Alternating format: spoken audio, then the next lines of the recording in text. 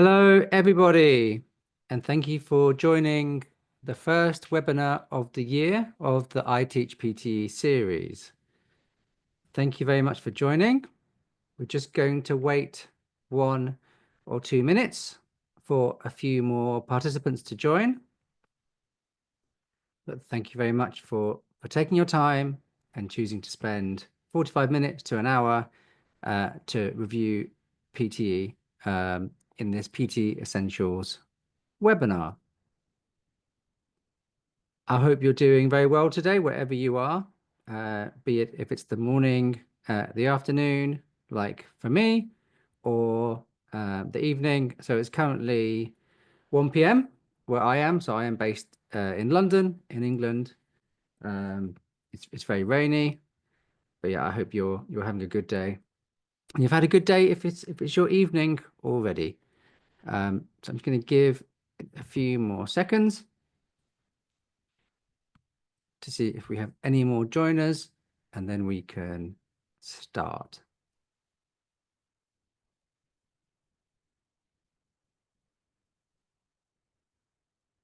Okay, I think we can start then. So thank you very much for joining. My name is Julian Burnley, and this is I Teach PTE, PTE Essentials. So today, like any good teacher, we're going to first look at our objectives to understand what we're going to cover in today's webinar. And today, the focus is on PTE Essentials. So the basic knowledge you need for PTE, for PTE Academic, and for PTE Core.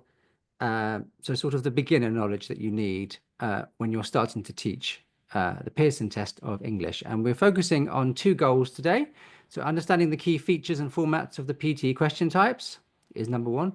And then we're going to gain a bit of insight into PTE scoring and the traits and how they impact test evaluation. We do not have the chat function today, but we do have a question and answer functionality. So if you do have any questions about PTE, always happy to try and answer some of them. So you can use the question and answer function. We're going to try and take questions and build in about 10 minutes to 15 minutes at the end to go through and answer questions in a clear and logical way. So if you do have questions, you can put them in the Q&A, the question and answer box. So before we start, just an introduction to me. So you may have met me before if you attended a webinar last year. My name is Julian Burnley. I am a product manager for PTE preparation and I work for Pearson Education. My background is in teaching English. I started teaching English when I did my CELTA in 2007, which today I've realized is nearly 20 years ago. So it makes me feel very old. And I taught for a number of years as a teacher, also as a teaching center manager in different countries in the UK. I taught in Vietnam and in South Korea for quite a long time. Teaching, I also managed teaching centers and prepared many students for courses for preparation for test prep courses. I also have other qualifications and I've been a teacher trainer on the Cambridge Delta and the Trinity Diploma programs for more advanced teachers. My professional interests are assessment, pronunciation. My focus in training was generally pronunciation on the diploma and giving feedback to learners. And my outside work interests are football. I support a football team called QPR, Queen's Park Rangers, that are based in West London. And that's why I am every other Saturday as a season ticket holder.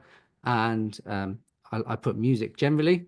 I like going to gigs. I'm still and reading fiction rather than, say, business books or something like that. Okay, so we're going to kick off with just some general information about the Pearson Test of English. So you may be aware in the Pearson Test of English portfolio that we have 3 tests. PT Academic, which is our test with the largest number of students, which is 4 skills. Speaking, writing, reading, listening, and it's for academic English. And we have 2 variants of this test, which are PTE Academic and PTE Academic UKVI. Our newer test, which launched, I believe, on the 30th of January 2024, so it's nearly a year old, is PTE Core. And this is for Canada settlement. It's a general English test, also measures 4 skills. And then our last test is a test called PTE Home, which is a shorter test, and it's for settlement in the UK, and it focuses on listening and speaking skills at the lower levels, so A1, A2, and B1. In terms of PTE, so you're probably aware that PTE is accepted by Australian and New Zealand governments for all visas, and by Canada for study, and by universities and professional bodies worldwide, including the UK and the US. So here in the UK, I think 99% of universities accept PTE for university study. PTE Academic, UKVI, is accepted for UK work visas and study visas below degree level. And then PTE Core is accepted for the Canadian government for work and migration visas. And then, as I mentioned, PTE Home is for UK family and settlement visas. We have test centres everywhere where you can book, where your students can book to take PTE. With having 3 different Pearson tests, it can sometimes be a little bit confusing, especially for your students which test to take. We do on pearsonpt.com have a booking journey. You don't need to book your test to use this, so it's good to mess around. If you have students who are confused of where they're going or what they want to do, you can use this tool to just check that they're taking the right test. So, for example, if they want to go to Canada, but they want to study, they should still take PTE Academic. If they want to go to Canada and they want to settle, I think they can take PTE Core, but the tool would help your students with that. We're going to move on now to section 2 and have a look at the differences between PTE Academic and PTE Core. So the main difference is that PTE Core focuses on general English related to everyday life and workplace scenarios. So in terms of topics, for general English, for PTE Core, these are topics like travel, food, hobbies, family, relationships, shopping. So these general topics that you meet in work or outside of work, and the scenarios will be things that you generally do in your home life. So, for example, you might have to write an email to your local council asking for a new set of bins for your house, or you might have to write, or you might have to speak about when you respond to a situation about a sort of more everyday task, like you've made an order in a coffee shop, but the order they've given you is the wrong order, and you need to talk to someone and you need to complain and get the order correct. So general English, whereas PT Academic is academic topics like science, education, the environment, history, health. So definitely topics are slightly more difficult, I would say, because they've got a focus on academia, and they're quite general in terms of academia, but at the same time they are about something like health. It could be about the impact of vaccinations or something. In terms of the skills assessed, they both assess 4 skills, and they assess integrated skills. So this means that questions might assess more than one skill. So for example, if we take read aloud, it assesses speaking and reading, and that's the same for both. In terms of the test content, I've already talked about the topics, but also the content is slightly different. So for PT Academic, it's things like university lectures, interviews, academic articles, whereas for PTE Core, it's sort of everyday life content that you're meeting. So it could be something from a magazine, I suppose. It could be something from a website or something like that you meet. The thing about PTE as well is that all of the content that we use, so when we use reading texts and audio texts, they are all from authentic sources. So our question writers, when they're writing new questions, they have to find content that matches our topics, and then they have to find that content, and then they write questions around the authentic source that they found. So they wouldn't come up with an idea. So for example, if they're writing for PT Academic, say they want to write a reading question on education, they wouldn't think of a topic like, I don't know, if they could talk about different types of schools in the UK. So in the UK, we have grammar schools, we have public schools, we have state schools. They wouldn't write that. They'd have to find something authentic through a book, through the internet, and then they write questions around that text. So this is something really interesting and really important for your students, that they practice using authentic resources. Just gonna, in terms of question types, PTE Core has 19 questions that we will go into, whereas PTE Academic has 20 different question types in the test. They have the same number of questions, a minimum of 52, a maximum of 64. The tests are approximately 2 hours long, and both of them have automated scoring. PTE Core is completely automated scoring, which means there's an AI engine that scores the responses. The scores are valid for 2 years, and scale is from 10 to 90, benchmarked against the Canadian benchmark level. Whereas for PTE Academic, it's the same, 10 to 90, but please be aware that there is a human check for 2 questions, for describe image and retell lecture. So what this means is that for all these question types, and I did have a question this morning, which said, is it every single question for these ones, or is it just some of them? So it's every single describe image question and every single retell lecture question that your student does. They will be first marked by the AI engine, and then they will be checked by a human. So it's not if questions are flagged, it's not one of every 3 questions, it's every single question will go for a human check. So to give you an example, I took my test, I think it was at the end of November, with the human check-in, and my questions went to human check. So scores are valid for 2 years for both tests. Here's some information around test delivery. So as I mentioned, we deliver them in centers around the world. PTE Academic and PTE Core are delivered in the same test centers. You can book online 24 hours in advance. Test fees are slightly different. And here are the different countries which accept PTE Academic and PTE Core. We're going to have a look now at the test format and go more deeply into the test format and the differences between PTE Academic and PTE Core. So in both tests, there are 4 sections or 3 sections, but before you start this, there's a pre-test technical check. So for your students, they will have to check their microphone, check their audio, have some instructions, and then they will then start the speaking and writing section, which is together. The speaking and writing section will start with the personal introduction, which is an unmarked task, and it's just there really to help the student to warm up. I think it does help students to warm up, to get a bit more confident and get used to the setting of the test center. And then it will go on to the speaking questions, then the writing questions, and then part 2 is reading, and part 3 is listening. In terms of the questions, it's a computer test, so you can only go forward through the questions. You can't go backwards through questions. Once you have clicked next, then you're on to the next question. You can't change your mind and spend more time on the previous question.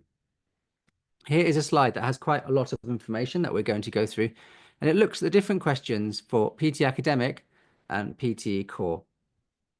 So the first one, you'll see in bold, we've highlighted the questions that belong to PTE Academic.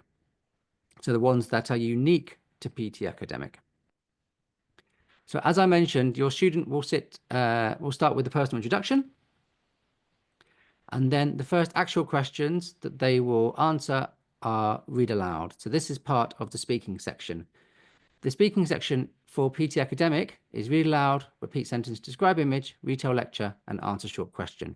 So there's 5 speaking questions, and they are all in one section together. So they are all in one section together, and there will be a timer as well. So there could be, say, a 30-minute timer, which is counting down for that section. So as well as answering the questions as they come through, you do need to click through with the time. So to give you an example, in that test that I said that I took at the end of November, I completed describe image, and then I wanted a break for 5 minutes. So then I took a break, not an official break. I meant I just sat at the desk for a few minutes, and then I started retail lecture. And then as I was doing answer short question, I realized I didn't have that much time left. So important to look at the timer. It's normally in the top right of the screen, just to make sure that you're okay for timing. After the speaking section, there's the two writing questions. They both have individual sections. So summarize written text, you have 10 minutes for PT Academic. It will have a 10-minute countdown. And then once you click next, you will have write essay, and you will have a 20-minute countdown. You can't, as I said, you can't go back. You also can't save time. So for example, if your student is fantastic at summarize written text and they complete it in 3 minutes, they can't carry over the remaining 7 minutes. The section is fixed. And you will notice some of the differences for speaking. So for PT Academic, we have 1 to 2 retail lectures, but for PTE Core, we have 2 to 4 respond to a situation. In PTE Core, there are 2 to 3 write emails, but there are 1 to 2 write essays. I think generally 1 write essay in PTE Academic because it's quite a long task. Other information is you sort of have a minimum and a maximum. So this is the minimum that your students will meet when they take the test. And please bear in mind that a lot of these skills are integrated. So they are testing 2 things at the same time. With read aloud, the example of reading and speaking. After they've finished the speaking and writing section, they will move on to the reading section. The reading questions are the same for PTE Core and PTE Academic, but the differences are in the content, as I mentioned. So the content is going to be different. What I would recommend for reading is that a test taker generally takes 2 minutes answering each question, because they have about 30 minutes. The minimum questions they will have, 6, 8, 12, is 13. So that's about 2 minutes a question that they have. And then they can manage their time effectively. Another tip I would have for students is fill in the blanks is really important. If you think fill in the blanks, if there are 13 questions, 9 of them are fill in the blanks, because they're going to be fill in the blanks reading and writing, or fill in the blanks reading. So being able to master fill in the blanks as a student is really important for a student's reading score. With the reading section, there is an overall timer. It's a countdown timer, and it's for the whole section. So your student needs to move through the test at their own speed and manage their time. They're not going to be pushed on question by question. They need to keep on clicking through next. They could spend 20 minutes on the first question, and then they're going to have a problem with time management. The third section is listening. For PT Academic and PT Core, it starts with summarized spoken text. This section is its own section, so it has its own timer. So for PT Academic, this is 10 minutes. And then once that's completed and it's been clicked through, then there's a listening overall timer for the other questions. Please note that highlight correct summary is only for PT Academic, because highlighting a correct summary as a listening task is sort of quite an academic task. So it's not in PTE Core. But then, as I mentioned, there's more questions around speaking here. There's more question types here. So what you have is you have 2 to 4, and then write email is longer. We have 2, but it's sort of the same length as write essay. So that's the test. In terms of Pearson, we don't say which questions contribute more to skills or what percentage. We often get asked, what percentage is read aloud to speaking? And we don't release that information publicly. But I think a good rule of thumb is generally the more questions there are of one question type, and the longer it takes for a student to complete it, it's probably worth more marks. So with that rule, we can think the answer short question, which is when you're just answering a word or something. So for example, if it says for PTE Core, this is something that you open and you put over your head when it's raining. and you hold it, and the answer is umbrella. That's quite a short question, so it's probably not worth many marks. Whereas read aloud and repeat sentence and describe image, there's quite a lot of time spent there with you giving quite a long response. So that we can then guess that they're probably the most important, then the more important questions for speaking. Great that we've got some questions already. I've seen 3 questions already about certificates, which is good. I'm just going to answer one question. So how much is PTE to take? So PTE has different pricing depending on which country you're taking the test in. So what I would recommend, Jink Hand, is to just go onto the website, pearsonpte.com, and you can put in your country, and then you can find out how much it costs. So it's generally similar to other high stakes tests that have similar uses.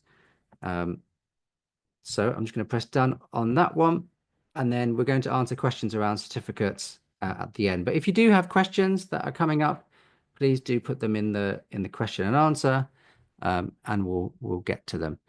In terms of scoring traits, so we have 2 score guides, one for PT Academic and one for PTE Core.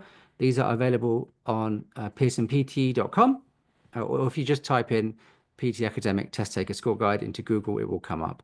It's a lot of useful information in this, and it talks about different things. But one of the things that I just want to highlight is the scoring process. So the scoring process is different for PTE Core and for PTE Academic, slightly different. So for PTE Core, all the questions go to machine scored, and then once it's machine scored, it will go to your final scores. There can be a human check if responses are unusual, or we call this anomalies. So if responses are too quiet or if they're unclear, they might be sent to a human check to listen back to certain responses. So this is PTE Core. PT Academic is slightly different.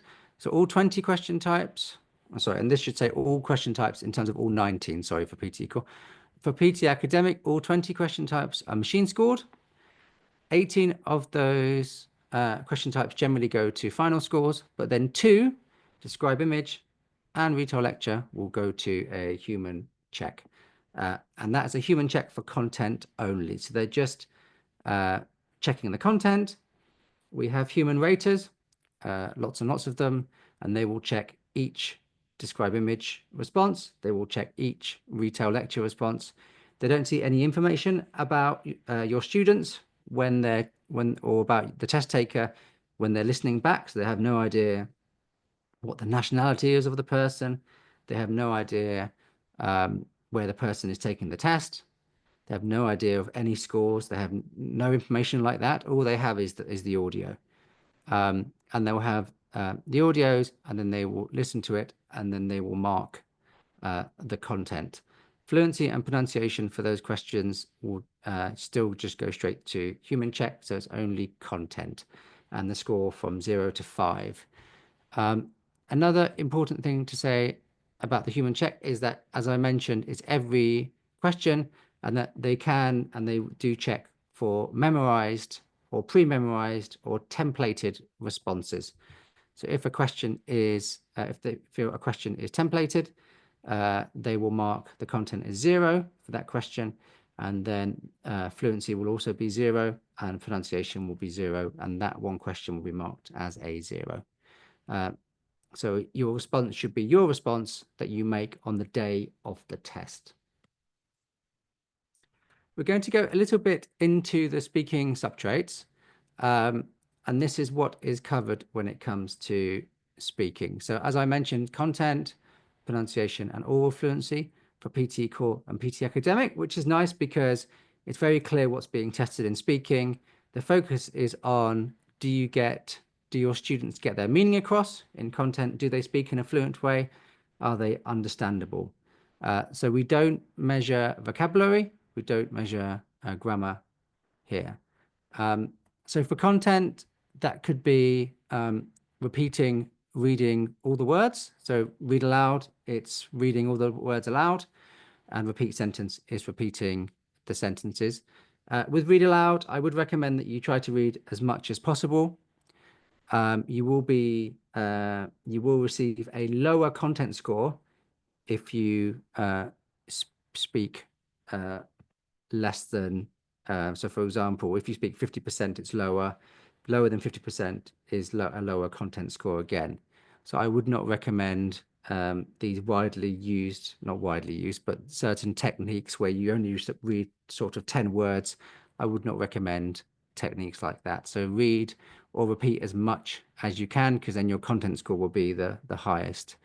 For something like describe image and retell lecture, it's about mentioning the key points, describing the key elements, and describing relationships between data. So for example, for describe image, if you do see a graph, we recommend that you talk about what the graph shows for maybe 10 seconds. So the graph shows blah, blah, blah, blah. The y-axis shows this. The x-axis shows this. And then you can move on to talk about some of the key data. So the number of people going by bus is 57% in the UK. The number of people going by car is 43%. The number of people going by bus to work, the number of people going by bicycle to work is 2%. And then at the end, you can sort of describe, maybe have an overview or something. So you can say, as shown in the data, car and bus are the most popular ways to commute to work, and something like that. So that's sort of describing a relationship between data and things like that. So that's what I would recommend for describe image. Your student will see the image, then they will speak for 40 seconds. So we recommend speaking for about 30 to 40 seconds, because that's enough time to mention the key points and to try to maximize the content score. When it comes to pronunciation, so there's a few things that are being measured. One of them is phonemes. So this is your student pronouncing their consonants, and are they pronouncing their consonants and vowels accurately? So consonants like voiced and unvoiced, like b and p, are they being pronounced correctly? And vowels, so we have monophthongs, which is a single phoneme, like a. We have diphthongs, like I. We have triphthongs, like ia. Actually, I think monophthongs may be an example is I, the short I, right? So are they pronouncing these vowels correctly? An example might be if there's a read aloud question and it has the word meat in, but a student is pronouncing it as mit, then it's going to have an error for the vowel. If it's a word like bath in PTE core, but the student is pronouncing it as bar or as Bart without the th sound, it's going to find an error on the consonant. Other things for pronunciation are word and sentence stress. So stress is how syllables in sentences are pronounced higher, longer, and louder. So if we take this example here, it says appropriacy for respond to a situation for PTE core speaking. Certain words and certain syllables are pronounced higher, louder, longer. So appropriacy, appro for respond to a situation. So our syllables that are stressed are ation, a, pro, respond for PTE, e, core, and then speaking. So these are our stressed words, and the machine will be also checking for what's stressed. Quite often, we know that some learners don't speak a syllable, a stress time language as their first language. So they might try to stress all the syllables and say something like appropriacy for respond to a situation, which is incorrect stress, and the machine will mark down pronunciation with that. We also measure intonation. So for intonation, there are 5 tones. Intonation is how your voice rises and falls when you're speaking. And we have 5 tones in the English language. So we have rise, we have fall, we have rise, fall, and fall, rise, and then we have no tone. So how are you using these intonation tones, especially for higher scores? So if students want a higher score for pronunciation, they're aiming for 79 plus to migrate to Australia. they need to have a good range of intonation. And finally is connected speech. So how words connect together, how syllables connect together, and the pronunciation changes. So an example would be I'm in Portugal. I'm in is not I'm in. It would connect together because it links together to make I'm min. So a bit like there's a min sound there. So again, these was for higher scoring pronunciation students. And then when it comes to fluency, fluency is very important. The speed is very important. So are they speaking quickly? They shouldn't be speaking too quickly. They shouldn't be speaking a million miles an hour, but are they speaking at a good speed? Hesitations, are they hesitating like too much? That will give them a lower score for fluency. Have they got any false starts? So false starts means they start a sentence, especially for something like describe image. They start a sentence and they were like the graph shows. Sorry, what I mean is the table shows. They've sort of got a false start there, right? Or is it a repetition where they're repeating the word again and again? So it could be something like appropriacy for then they are repeating themselves, which is a lower fluency mark. Here is the criteria from this. Here is the rubric from the PT Academic Score Guide for describe image and for retail lecture. And you'll notice for content, these are the content scores. If a test taker wants a 5 for retail lecture, they need to describe all the points in the lecture. Describes characters, so who's speaking, who's it referring to, what are their actions, what are their relationships, what do they do, any conclusions. And then for describe image, we've got describes all elements of the image, relationships, conclusions, and implications.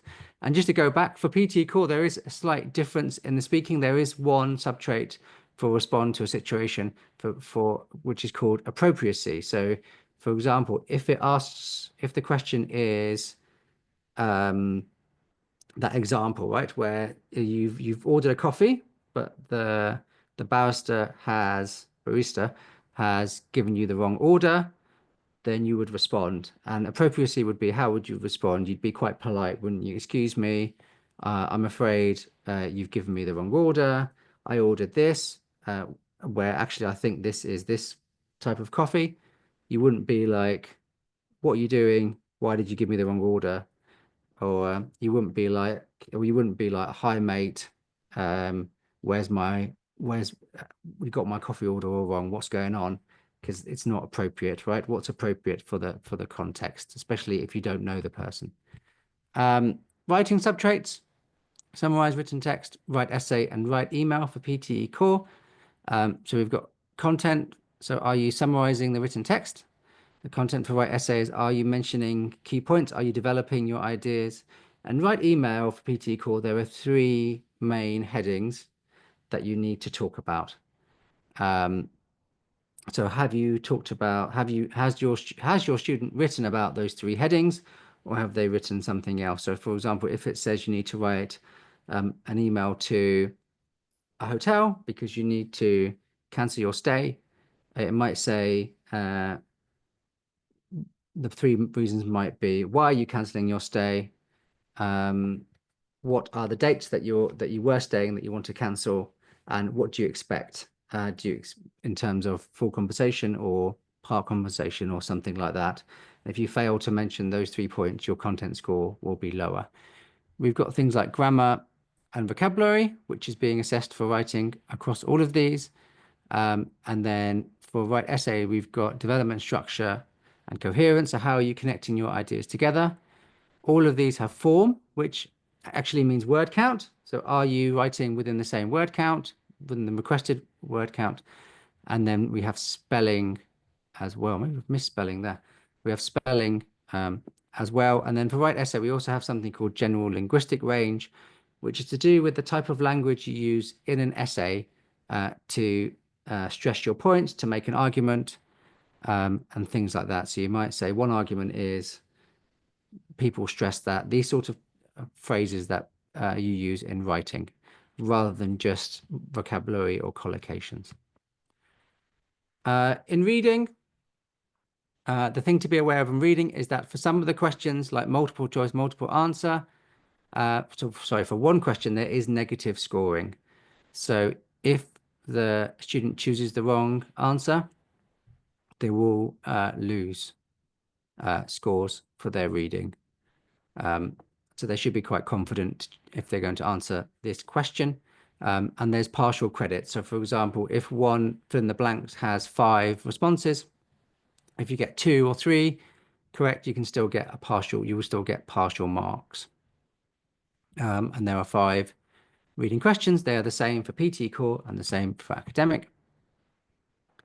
And then for listening, you can see from here that again, we have negative marking. So for multiple choice, multiple answer, and for highlight incorrect words. And I also think for highlight correct summary, maybe not, actually, maybe not for highlight correct summary, that's wrong.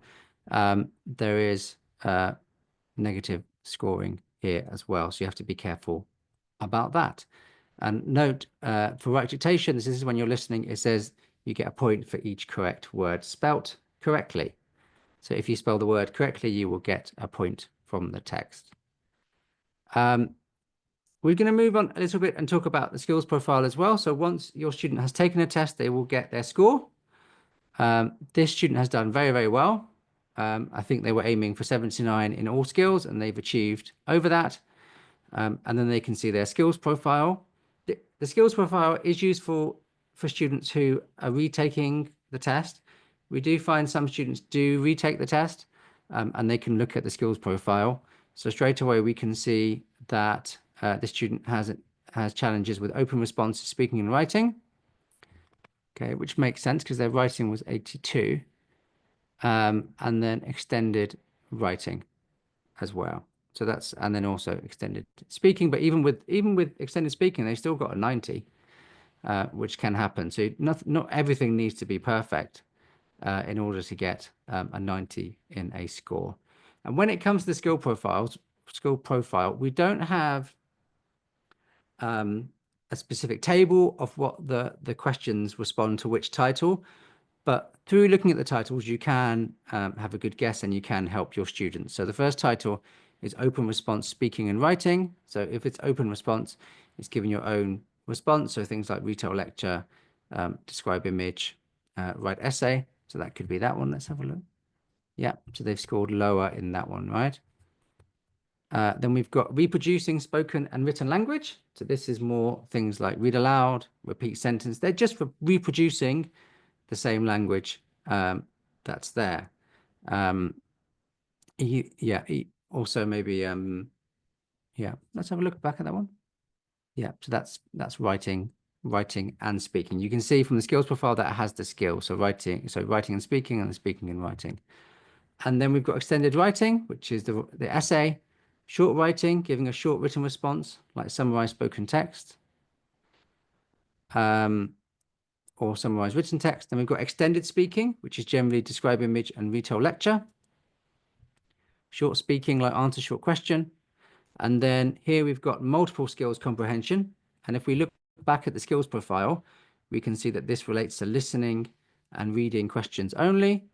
And this is multiple skills. So anything that has an integrated skill. So if we look back, it would be something like fill in the blanks, highlight incorrect words, write from dictation, reading, writing, fill in the blanks.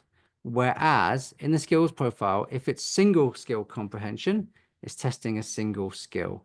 So that could be multiple choice have we got? So these are single skills, multiple choice, single answer, select missing word, fill in the blanks, read a paragraph, multiple choice, multiple answer, and multiple choice, single answer. They are the single skills. So a skills profile can be helpful for your students to sort of understand how they need to improve further and how they need to do better if they need to get a certain score, be it 59 or 79 or 50, of how they can, and using it alongside the scores to see what their weak areas are.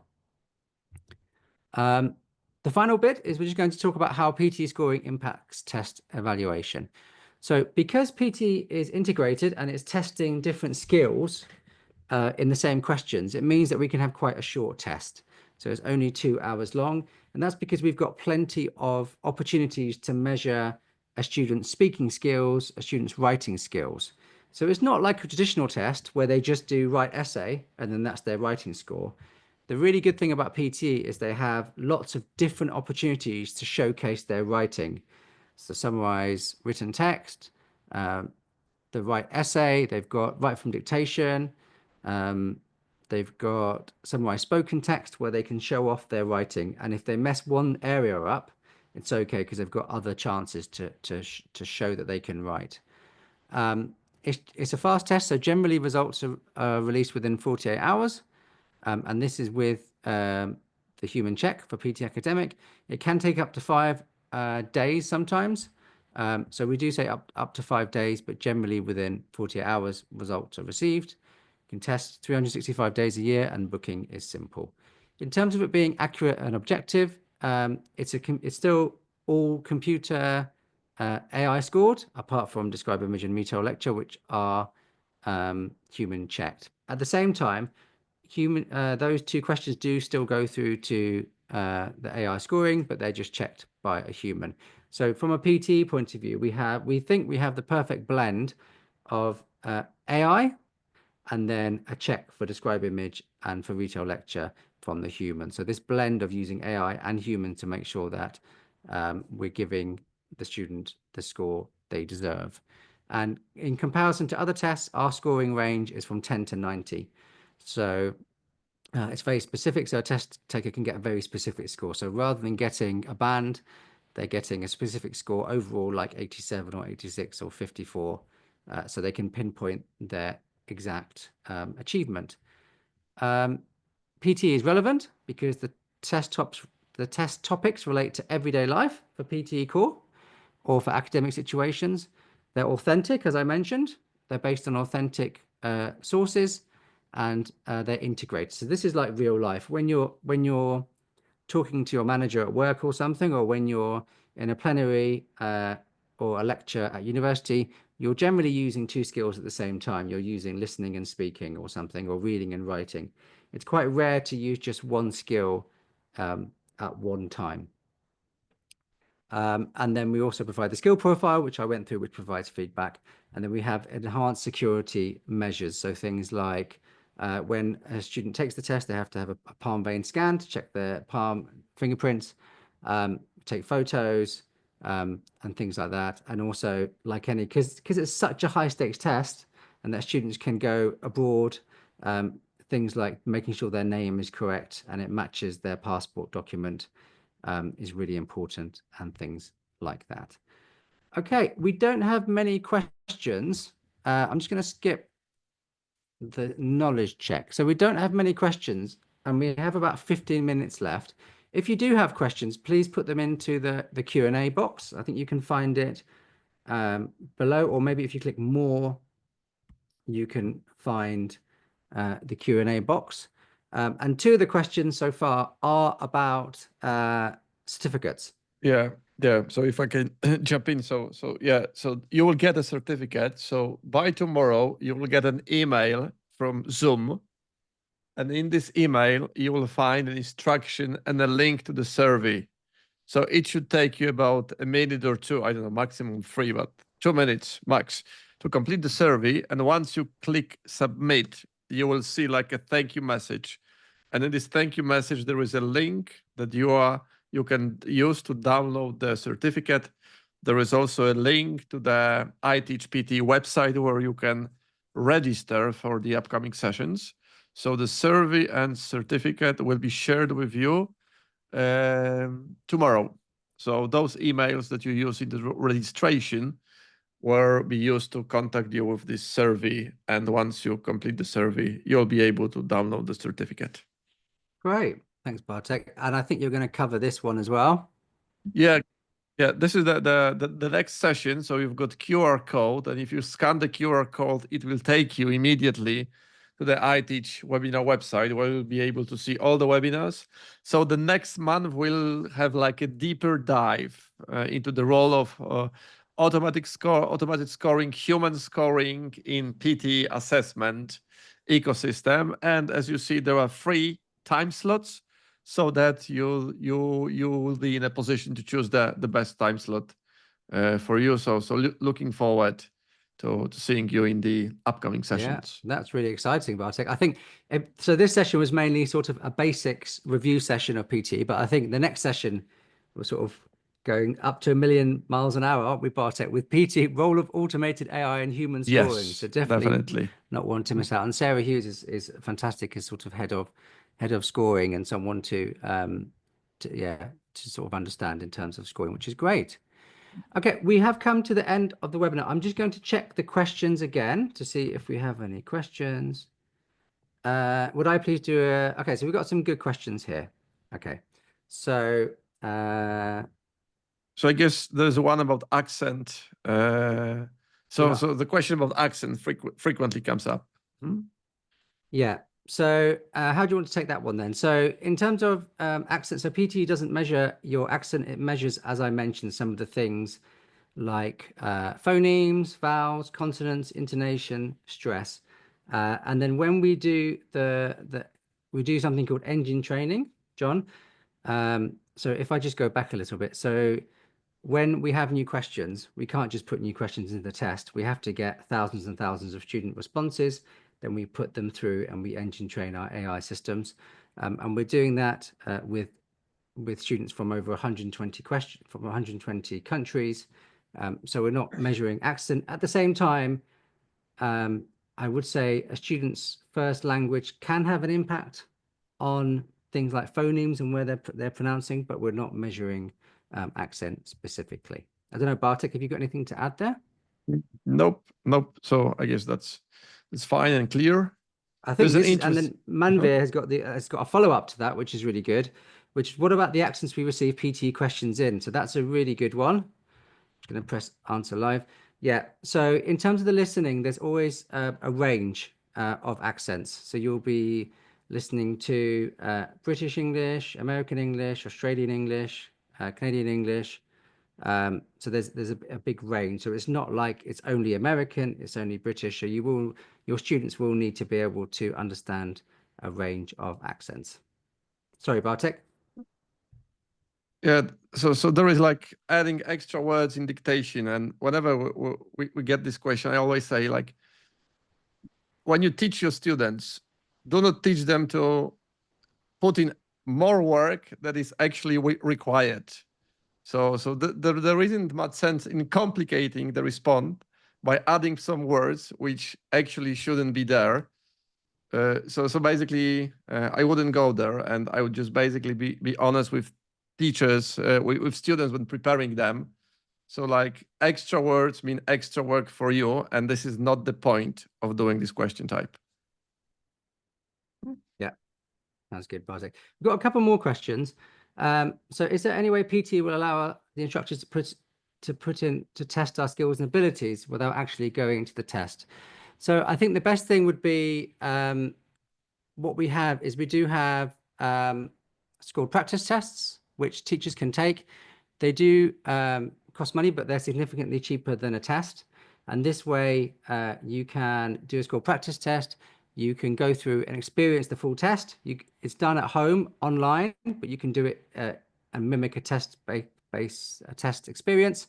And then your scores are actually sent to the same AI scoring engine, so the PT scoring engine. And then your responses, then you will receive your scores back. So this is one way of doing it. If you want to test your abilities without actually going to a PTE test, maybe if you want to learn about PTE. We also have recently launched, and I'm not sure, maybe Bartek could confirm. Am I still showing my screen, Bartek? Yes, you can. Okay, so what we've launched recently is we have a platform for test takers and students called MyPTE, mypt.pearsonpte.com. Any student can register for an account. You do not need to have a test booked to register for an account. And then, so anyone can access this, and we have quite a lot of free resources for students that teachers can also use.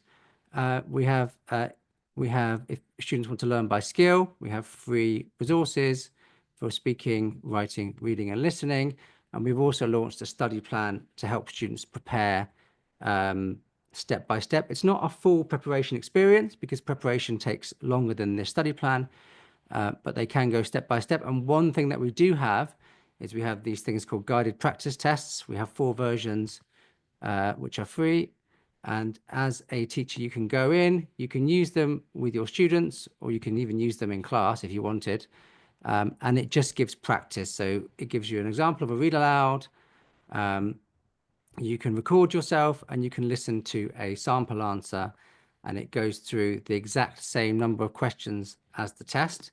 It does not provide you with a score, but it allows you to compare your answers against a sample answer.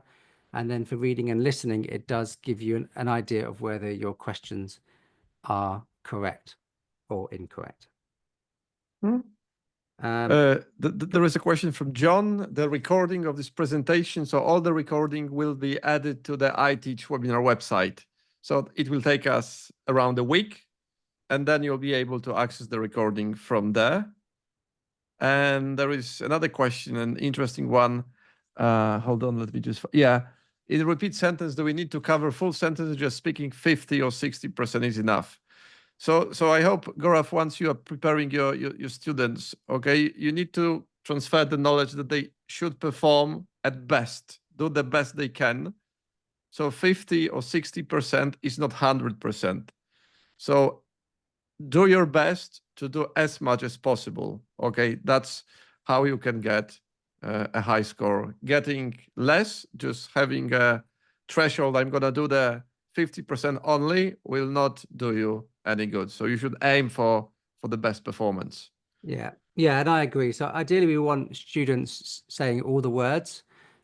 If they are going to say less than 100% and not all the words, their content score is going to be lower. So basically, by not saying the words, they're going to receive a lower score for content. But that's a good one. We've got some more questions coming in. Arul, you said, is there any change to the exam fees? And I'm not sure, I'm afraid. I'm not sure this year if there's changes. As in the slide, it said fees are set locally. I'm just not sure, I'm afraid. I think you could reach out to pearsonpte.com and ask a query of if there are any changes, or check. This is a good question as well. Let me just click on that one. Darpanpreet, is it necessary to repeat the sentence using the same accent they listen to? So no, it's not. So you don't need to copy the accent. So if you hear it in an American accent, I don't repeat it back in an American accent. I took PT, as I said, in November, and I just repeated it back in my normal accent. It's fine. At the same time, I think sometimes it can help students when they're doing repeat sentences to try and maybe copy some of the stress, to try and mimic it, because it sort of can help with, it's a native speaker sentence, so it can sometimes help, but they don't need to repeat the accent, no.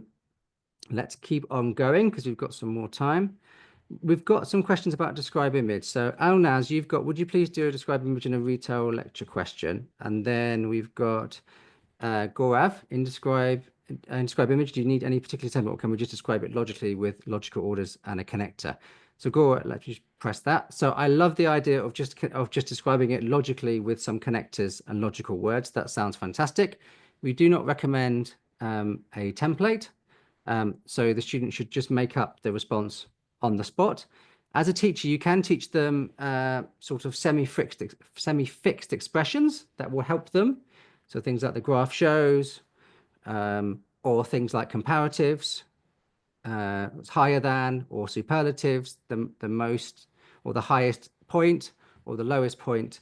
And then to Elnaz, to your question about can we do a describe image or retail lecture question, I can't do a retail lecture because that would take, we'd have to listen to the lecture and make notes and stuff. But what I would recommend, and let me just show you an example for describe image. Let's have a look at an example for describe image. If you just bear with me. Is it the next question? Okay. So when it comes to questions in PTE, they're created at different CEFR levels. So it could be B1 or B2 or C1 for PT Academic. Here is an example. I think this is an easier example of describing an image because there's not that much information there. Let's have a look at the next one. Okay, so this is a more difficult example. So Elnaz, how I would approach this, I would take 10 seconds to talk about what the graph shows. So the graph shows the predicted supply of and the demand for data scientists broken down to demand and supply across the years 2024 to 2034. And then I will talk about the details. So for supply, we can see that this started quite low at about 1% in 2024, and then it increased across the time period to 2034 to around 27%. Whereas demand started at about 4% in 2024 and it increased quite significantly to around 38% in 2034. And then I'd probably finish with some kind of overview. So as an overview, the demand is always higher than supply. So in every year, the demand is higher. Another key point is that demand has increased year on year, whereas supply increased from 2024 to 2026, but then dropped slightly to 2028 before then increasing gradually year on year before a sharp increase between 2032 and 2034. So what I'm doing there, Elnaz, I'm just 10 seconds on what what the graph shows. Y-axis, what x-axis is fine. And then I'm spending about 15, 20 seconds on some detail. And then I'm spending about 10 seconds talking about an overview. So that's what you can do for describe image. So could you, I'm just going to stick, Arul, can you explain repeating all words and what is RA and RS? Yeah. So RA is the first speaking question, which is called read aloud. And if I just go back to it, so the student or the test taker is given a text that they have to read aloud. And they have a certain amount of time to read it aloud, and they have to read it aloud, and they're being marked for whether they read the right words and whether they pronounce the words correctly and how fluent they are. So an example, this is for read aloud. So they'll generally get 30, 35 or 40 seconds preparation time, and then they get 40 seconds to read it aloud, and then they would just read it aloud like this. New research shows that people who spend more time outside and in natural environments are usually healthier and communicate more often with others.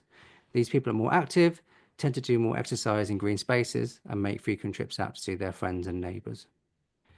And then they press next, and that's it. For repeat sentence, it's slightly different. It's a lot shorter. I can't remember how many words exactly, maybe 8 to 10 words. They hear a sentence, and then they have to repeat the sentence as they hear it. So it's testing their listening skills, but also their ability to say sentences. I've got a couple of minutes left. Yeah, There's an interesting question from John, like a person with a limited vocabulary skills. And I can see, John, that you already have the answer to this question, like limited vocabulary skills. So this means looking at it that this person should take in advance all the actions to up skills in a vocabulary, academic vocabulary in the first place, especially when it comes like a written lecture. When the good piece of advice and a thing to remember is that this person shouldn't be using too many words or copying exactly everything, because this is your ability to provide a concise summary of the main points to convey the message, and it's not repeat sentence that you have to repeat exactly what you say. So rather paraphrasing than copying. Yeah, I think, and a really good question, John. So you're right, because vocabulary is not assessed in describe image. So you're right that they could have limited vocabulary, but at the same time, there's a relationship, isn't there, between vocabulary and fluency and how quickly they can produce spoken speech. So yeah, very good question. I think we've only got a minute left, and I think we're going to finish with a couple of questions. So Darpan Preet, you've asked, with write from dictation, is it compulsory to write limited words? Can they write singular or plural? So what the score guide says is they will get a point for every word that is correct. So I think take that as it says. We don't recommend they write lots of words because it can be quite confusing for the student when they're writing it. So we recommend they just write the sentence as it is. And the final one is for you, Bartek. Certificates. Yes. So I guess we've said it. So it's a certificate, Ayushi. So you'll get tomorrow an email from Zoom, and you'll have a link to the survey. Once you complete the survey and you click submit, you will see a message, and there will be a link for you to download the certificate. So it will happen tomorrow. Yeah. Okay. Thank you so much for attending and staying with us. And I hope, I don't think we've managed to answer every single question, so apologies for that, but I hope we managed to answer enough. And thank you so much, and have a fantastic day ahead of you, or if you're in the evening, a fantastic evening. Thanks a lot.